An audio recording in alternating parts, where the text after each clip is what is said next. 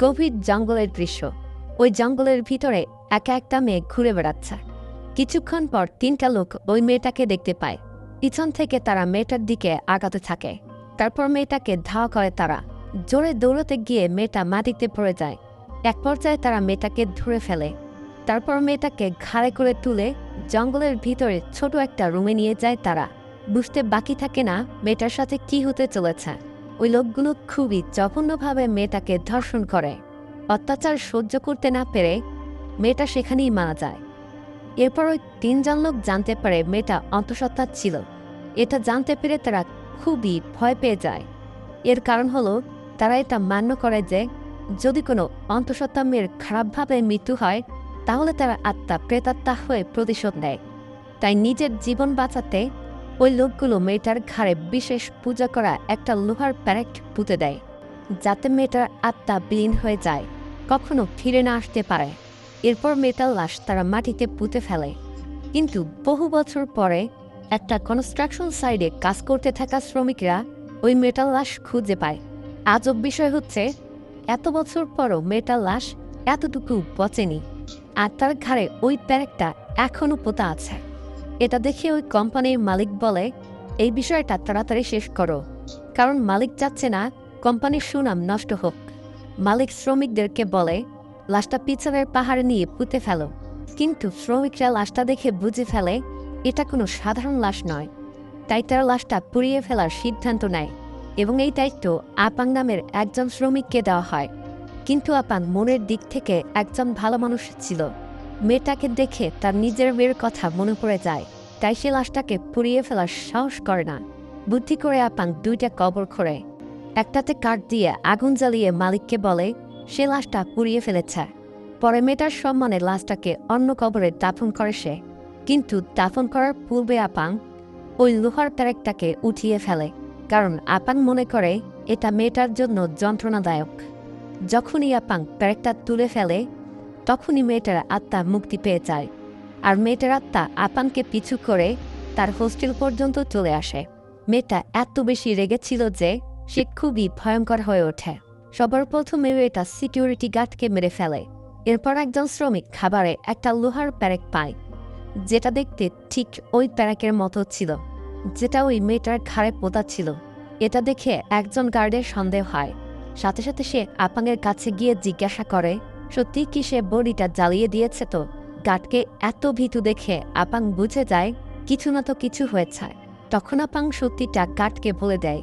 এটা শুনে গার্ড ক্ষিপ্ত হয়, কারণ মেয়েটা যদি প্রতিশোধ নিতে ফিরে আসে তাহলে ওই সাইডের সমস্ত শ্রমিকরা বিপদে পড়ে যাবে।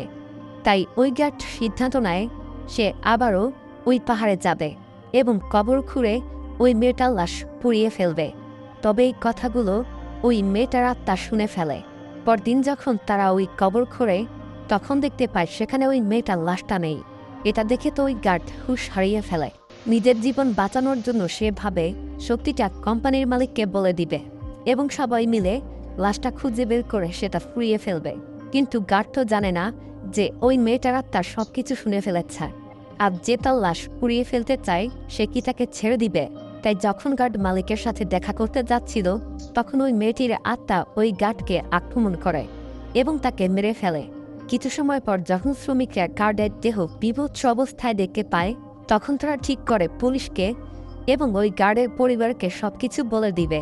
যখনই একজন শ্রমিক কল করতে যাচ্ছিল তখন কোম্পানির মালিক তাকে থামিয়ে দেয়, কারণ মালিকটা কোম্পানির সুনামের কথা ভাবছে। শ্রমিকদের জীবনের মূল্য তার কাছে নেই, তাই সে এটা সবাইকে বাইরে বলতে বারণ করে আর ওই লাশটা কোথাও পুঁতে ফেলতে বলে। মালিকের এমন নিষ্ঠুর আচরণ ওই মেয়েটাকে আকৃষ্ট করে, তাই ওই মেয়েটার আত্মা মালিককে টার্গেট করে ফেলে এবং মালিককে পিছু করতে করতে ওই মেয়েটার আত্মা ওই মালিকের বাড়িতে পৌঁছে যায়। বাড়িতে গিয়ে দেখা যায় ওই লোকটা শুধু নিষ্ঠুর না, বরং সে খারাপ লোক বটে। রাতে মালিক যখন আরামে গোসল করছিল তখন আমরা ওই মেয়েটার আত্মা বাথটাবের মধ্যে দেখতে পাই, আর সে মালিককে খুবই বাজেভাবে মেরে ফেলে। দৃশ্য পরিবর্তন হলে আমরা দেখি ওই মেয়েটার আত্মা মালিকের কলিজা চিবিয়ে চিবিয়ে খাচ্ছে। মানে এই দৃশ্যটা খুবই ব্রুটাল ছিল। এরপর আর একটা খারাপ লোক এই আত্মার শিকার হয়, যে কিনা সাইডের কন্ট্রাক্টর ছিল। সে রীতিমতো মালিকের চামচামি করত আর তার সাথীদের সাথে সবসময় খারাপ ব্যবহার করত।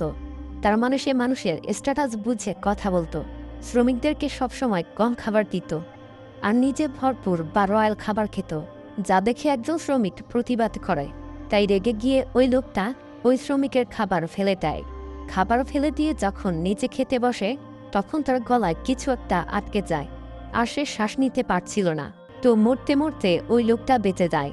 তার মুখ থেকে যেহেতু একটা লোহার প্যারেক বের হয়েছিল, তো এটা দেখে সে বুঝে যায় ওই মেয়েটার আত্মা তাকে মারতে চেয়েছিল।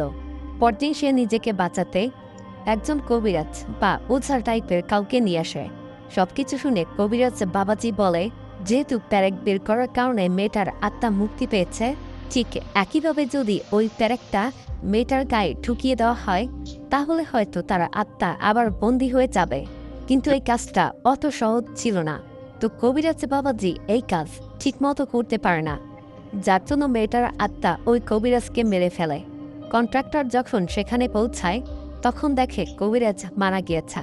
ঠিক তখনই আপাং সেখান থেকে যাচ্ছিল।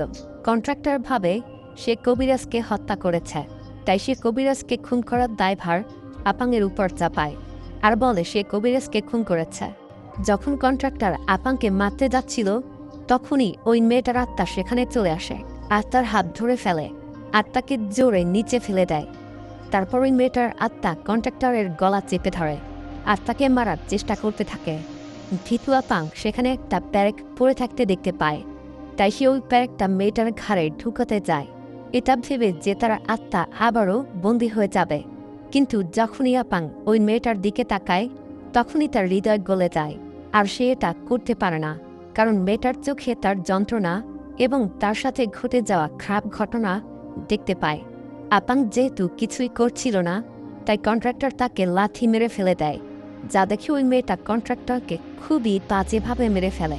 এরপর আমরা আপাংকে হাসপাতালে দেখতে পাই, কারণ ওই সময় আপাং তার মাথায় ব্যথা পেয়েছিল আর ওই মেয়েটার আত্মা এখনও আপাংয়ের সাথে আছে। সে তাকে বাবার মতো ভাবছে। আর এবার ওই মেয়েটার টার্গেট হচ্ছে ওই 3 জন লোক যারা তাকে ধর্ষণ করে মেরে ফেলেছে। আর এখানেই এই এপিসোড শেষ হয়ে যায়। তো এপিসোডটা কেমন লেগেছে এটা কমেন্টে জানাতে পারেন, আর ভালো লাগলে একটা লাইক দিতে পারেন। ভালো থাকবেন, ধন্যবাদ।